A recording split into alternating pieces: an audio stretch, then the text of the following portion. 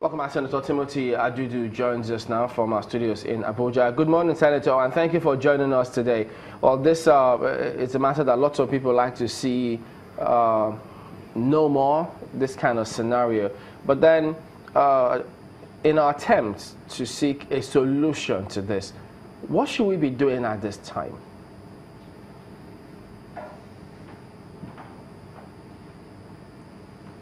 Can you hear me, Senator? Chamberlain. Yeah, I can hear you, yeah. Oh, so I'm asking, I mean, in our quest, seeking a solution for this kind of matter, what should we and who should be doing now? Thank you very much. First of all, let me clear one error, even though it was not done deliberately. The killings happened in Irigwe land, which is the Miango people. Understandably, when people say it is the Birom, it's because in the past the Biroms have had skirmishes with the Fulani headsmen. So I just want to emphasize that the killings happen in Irigwe land, not Birom land this time around. Now, having said that, let me start by saying that my heart, on behalf of myself, my family, my wife and children, we extend our heartfelt condolences to the unfortunate souls that lost their lives, the lives that lost their souls in this unfortunate incident in the Irigwe land. It's callous, it's barbaric, it's heinous, it's regurgitating, it is vile, and it should not be allowed to be rewritten in the history of modern era. I totally condemn that. My wife condemns it. My children condemns it. So it should not happen again. Well, having said that, what we need to be doing now is to create some level of trust from government to the people. Don't forget that this incident had gone through about 2 generations, more than 20 years now, that we'll be having these skirmishes. And the fact that they are occurring is not very good for us as a country, it's not very good for us as a state, and it's not good for us as a nation. So I want to see a situation whereby the government will be much more active in engaging the citizenry in seeing that we come out with lasting solutions to these security problems. Senator Adudu, the last case we had here talked about the need to go back in history and check what could have caused this. I mean, Plateau State has always been known to be a peaceful place, and a lot of people go there for holiday and all that. Tourism is one of the businesses that they thrive on. But what would you say has been the cause of this kind of things? I mean, recurring over and over again. What would you say is the cause? First, like I said earlier on, it runs across generations. It started from, I think, in the late 90s or early 90s or thereabout, and it's still subsisting today. And the cause varies, but I would say that the fundamental cause that has ignited this thing always is, to my mind, is purely political. That we don't play politics of maturity. We are not matured in our approach to politics. And people easily, when it comes to issue of politics, adopt every means necessary, whether it is fear or foul. All right. They adopt it.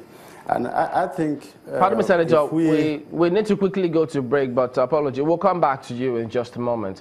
Don't go away. All right, welcome back. Senator Adudu, we're back to you now. You were talking about how the situation is more political than any other. Could you please explain more? Yeah, before this incident happened, I am reliably informed that the security apparatus went and ransacked the houses of the Irigwe people. They were confiscating cutlasses and other weapons. If that happened, I would see it as a one-sided operation. we did not hear where they went to confiscate weapons from the other side. If that happened, I would say that it was that I would call it a security lapse, and it didn't help matters at all. So you did ask, what is it that I want seen to be done? Of course, the culprits should be brought to book. It shouldn't be rhetorics as usual that we've seen in the past. Government is going to investigate. We'll get to the root of the matter. We're going to do all sorts to see that it doesn't occur again. Look, this is what happened. You went to people's houses, ransacked and confiscated their weapons, if any.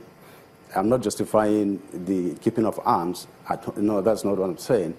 But you did that, and then a curfew was put in place.